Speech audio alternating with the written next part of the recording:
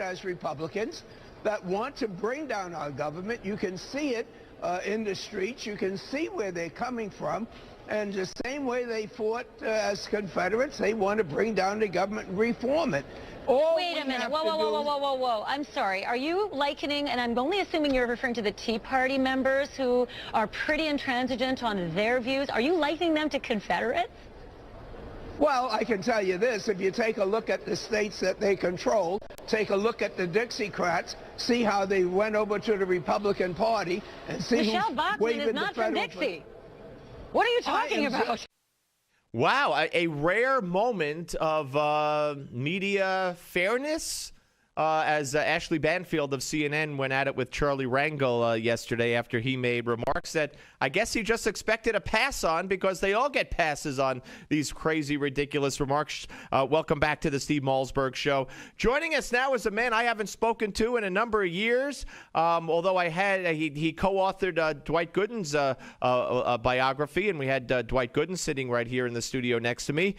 We welcome in Newsday columnist Ellis Henican, and Fox News contributor as well. Hey, Ellis, how are you? Hi, Steve. Come on, I don't think it's been years. Well, let's put it this way. I haven't been at OR for since 2011, so that's 2 years. God, you're making me feel old here. Yeah, I know. Your gray hair, my gray hair. We could start a concession stand for gray hair. But hey, thanks for the help hyping the Dwight book. It did real well. I appreciate you having me. Believe it was a great book. Congratulations! And anytime you could get a guy like Dwight in the studio, I showed him by the way, and I put it on the screen for the Newsmax viewers to see a picture of him when he got his Rookie of the Year award at the Diamond Club at Shea Stadium. I was there covering it.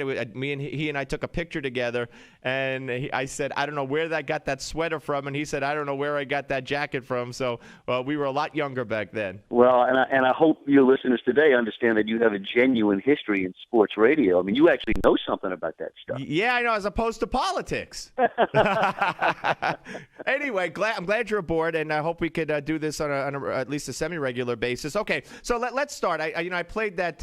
You got to be celebrating right now. I would imagine that this is over, as America should be celebrating. To me, and I'm gonna take the Republicans to task, as I've been doing for the whole first hour. John Boehner issued a statement, a little while ago. We lost. We fought the good fight. But to me, what John Boehner should have said, and it would have been absolutely true, and you could weigh in on maybe if he should have said it, and if you believe it, which I guess you don't, if I had a bet, that we didn't surrender. We gave in. We're taking what looks like a loss because we wanted to save the country from disaster, from a president who was willing to put that disaster on the people of this country and the world because we wanted something as outrageous in the end as delaying the medical device tax for a year and making sure that Obama and his family also are subject to Obamacare. Whoa, how outrageous that demand was, yet this president was not negotiating. He wanted it his way or the highway. So for even that little bit, he was willing to take us over the cliff. So yes, we gave in, and we gave in for the American people. So Steve, this is the argument where you blame Obama for shutting down the government? Obama for risking the fiscal fall off? Of course. He's the only president who won't negotiate. Reagan did, Bush did, Clinton did. He wouldn't. Here's the flaw in the argument. It wasn't Obama who dreamed this up. It was a group of Tea Party Republicans with some of their supporters, Edward Meese and others, who for months have been plotting the shutdown of the government, for months made this demand that no one, even smart Republicans, knew was just was a pie in the sky demand to dismantle the president's prime legislative achievement. This was a piece of theater that went badly awry. You can't seriously blame Obama for this. Well, let me ask you this question. Why did Clinton negotiate on these around a continuing resolution or a debt ceiling in the past? Why did Reagan do it? Why did Bush do it? Why did everybody do it? And the president falsely claim it's never been negotiated before, and he will not do it. Why did he lie to the American people? And the media, of course, went along with it. It doesn't matter. I don't care. I really don't. First of all, the situation was different in those instances. We were never this close to the entire credit of the United States being put at risk in this way. This is a new set of circumstances. But frankly, I don't even care. I think to me, what you matters, don't care that he lied? You don't no, care no, that no. he lied? I don't believe that he lied. Of and course I he don't lied. care, and I don't care what other. But why? But Steve, seriously, you got to get your head if we're gonna face this thing honestly, right? You got to get your. This is a strategy that went down a road that was clearly crafted by Ted Cruz and Mike Lee and a couple of other folks that had a goal, an aim, a very clear strategy, and it turned out to be a disaster. And you can't blame the president for that. You got to blame the members of your own party who led the party down this disastrous path. All right, well, let me take that by extension now. Over the many weeks now, we have had kids with cancer, as brought up by the Democrats, who don't have the NIH funded and couldn't get treatment. Washington. We need a government. Well, wait a minute. No. Wait a minute. Let me finish. Washington, D.C., the mayor, the Democratic mayor, going to Harry Reid and saying, let us have our money. Wait a minute. Veterans benefits not being paid. And every one of those were considered by the House and passed. And those bills to remedy that fact, those factors, were sitting in the Senate. They're sitting in the Senate as we speak right now because Harry Reid never brought them up. And the president said, if you bring them up, I'll veto them. Now, what kind of man is that exactly? I'd like to know. Because you know what, you can't run a government like that. Oh, so let the kids with cancer die, right? Okay. No, you can't. That's like taking the cherry off the top of the ice cream sundae and then expecting people to feel like they've just been fed. You can't do it like that. And the kid with cancer who's going to die, what do you tell his parents? No, you can't do it like that. What do you mean you can't? All they had to do was pass it, and the kid with cancer would get his treatment. Because you're forgetting the 99 other people. When you focus on the kid with cancer, what about the veteran and the lady with the food stamps? They were all fixed. They were all passed. All of those things were passed by the House. There is a perfect solution that thankfully right now, Steve, as you and I are talking live right here, is underway. The answer is to send the government back into business. Isn't that better than doing it one cancer baby at a time? One cancer baby at a time. So you adhere to Harry Reid's reaction when Dana, whatever her name is, on CNN, asked him 2 weeks ago now, why don't you save one kid's life with cancer and sign that bill? And you basically said what he said in different words. He said, hey, I got 7,000 federal workers in my state unemployed. They got their own problems. Equating people who are on temporary leave and going to get back pay with a kid with cancer, that's your hero, huh? Doesn't work. Doesn't work? Would have worked. Doesn't work. Would have worked. Doesn't work because otherwise, seriously, the world is too big. The government is too complicated. And you know there's another reason not to do it, and this might even be a bigger reason. It only encourages the craziness. You do not want to deliver a message. If you're a grown-up, right?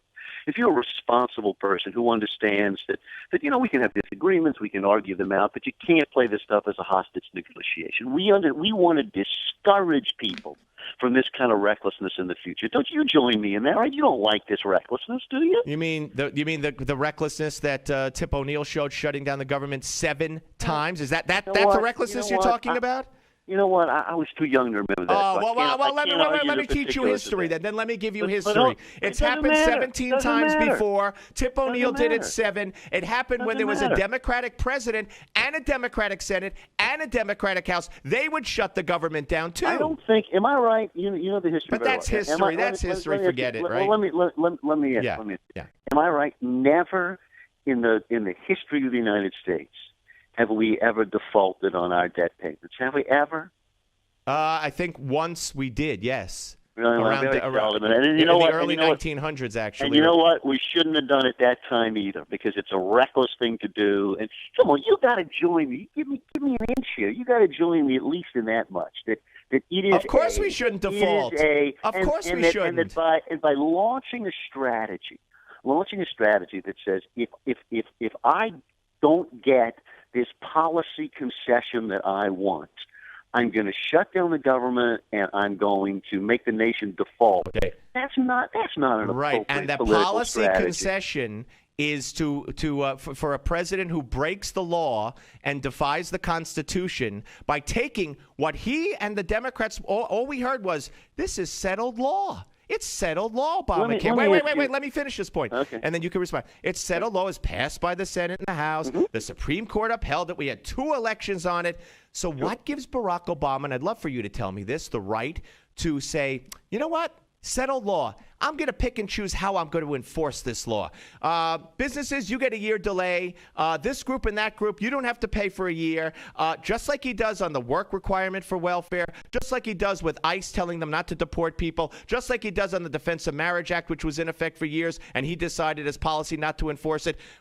Since when did a president start deciding which parts of laws he would enforce and not? Well, I do think that in every single piece of complex legislation, there are administrative decisions that agencies make about granting exemptions to certain kinds of people. I mean, that's a routine practice. Really? Routinely laws are picked and choose who has to follow them and who doesn't. No, really? No. We're not talking about this. But let me ask you the flip side of the policy question.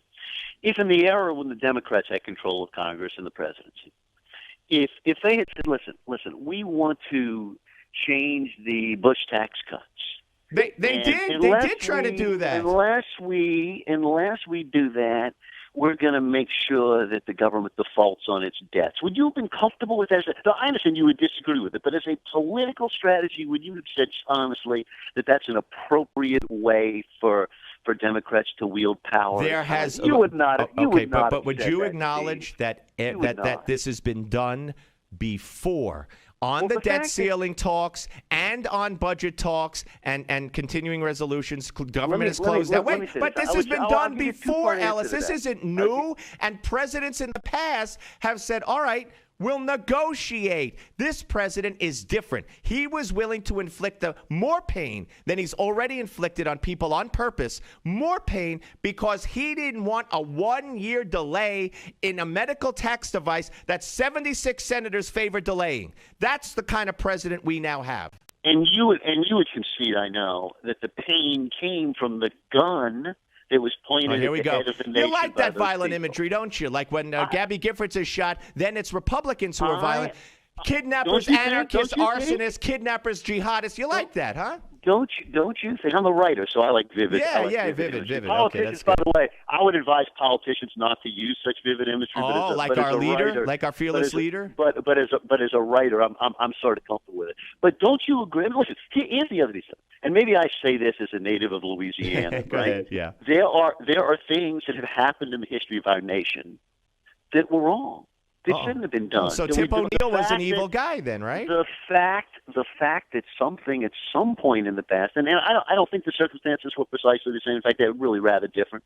But even if we can show that, well, back in the day, some president did something. 17 times since the 70s. That's not back in the day. That's recent history. I don't care if it's 417 times. That is not what makes something right. And you should join me in this, Steve. You know that this strategy, A, backfired, B, was politically damaging, and 3, was wrong. It was wrong. Don't you know that? All right, Ellis, one more. Who said this? America has a debt problem and a failure of leadership. America deserves better. Raising the debt ceiling is unpatriotic. Who said that? I don't know who said Barack Obama in 06 when he voted against raising the debt ceiling. I see. So this is the argument. This is the argument. No, sure, you can come up with a better argument than that. I'm giving you great arguments. Why don't you just say this? Sure, so I'll give you a better argument. Yeah. Why don't you just say, you know what? I hate Obamacare so much. I don't care if we wreck the government in trying to stop it. Well, I think Obamacare is going to wreck individuals. By the way, you want to do a column? Look at the deductibles on these greatly priced Obamacare, if you could get online, that is. Look at the $5,000 deductibles or the $6,000 deductibles. Oh, my. Gee, we didn't count on that. We just thought it was $100 a month. Answer a question, and this is an honest question. It's not a political question. I buy my own health insurance, right? Yeah. So my wife and I, we pay $1,350 a month. Okay. So we're well. We're not supporting any kids. It's just the two of us, and it's rotten insurance. I mean, they hardly ever pay for anything. Am I going to get a better deal on the exchange than $1,350 a month for two healthy adults? I bet you I will. I don't know. You would have to compare. You have to compare the benefits, the deductible, and then you know what? Next time we talk, I wish you would report back to me on that. I'd I love will, to hear. Because I asked that without Ellis, I'm up against a hard break. Listen, excellent. I hope you'll come back often. Always a pleasure. All right. Bye-bye. Thank you, Ellis. Bye-bye. Ellis Henican, ladies and gentlemen, a columnist for New York Newsday. Interesting. Want to weigh in? 877 Newsmax, 877 Newsmax on the Steve Malzberg Show, Newsmax TV.